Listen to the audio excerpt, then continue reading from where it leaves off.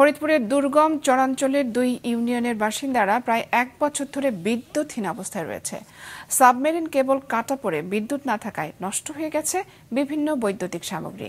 এমনকি বিদ্যুৎহীনতার প্রভাব পড়েছে 2 ইউনিয়নের শিক্ষার্থীদের মাঝেও। ফরিদপুর রিপোর্টার জাহিদুর রহমানের পাঠানো তথ্য ছবিতে ডেস্ক রিপোর্ট।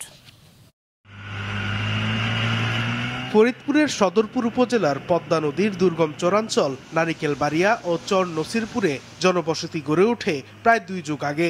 সাবমেরিন কেবলের মাধ্যমে পল্লী বিদ্যুৎ সমিতি 2020 সালে বিদ্যুৎ সংযোগ দেয় এখানে। তখন 2 ইউনিয়নের বাসিন্দারা বিভিন্ন এনজিও থেকে ঋণ করে বিদ্যুৎ সংযোগ নেন।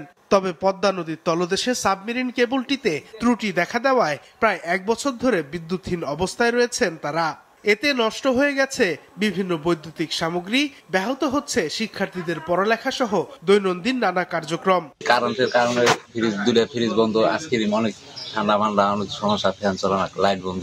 এই কারেন্ট যাওয়ায় আমাদের অনেক অসুবিধায় আছি।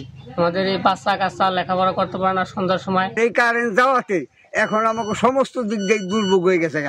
নাইকা কোনো ফ্যান, নাইকা কোনো ফ্রিজ, মোটর চলে না, 4-5টা ইলেকট্রিক সামগ্রী ঘরের ভিতরে ফ্রিজ সম্পূর্ণ নষ্ট হয়ে যেতেছে।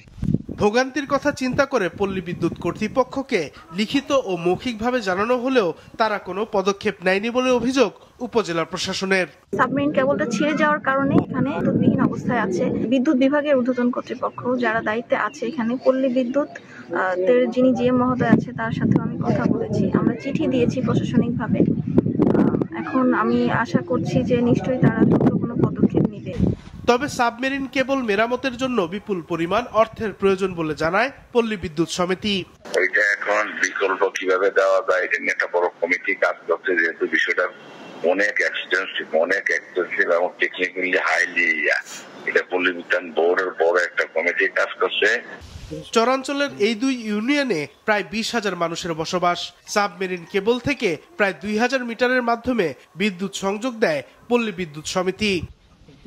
মাছরাঙা, নিউজ ডেস্ক।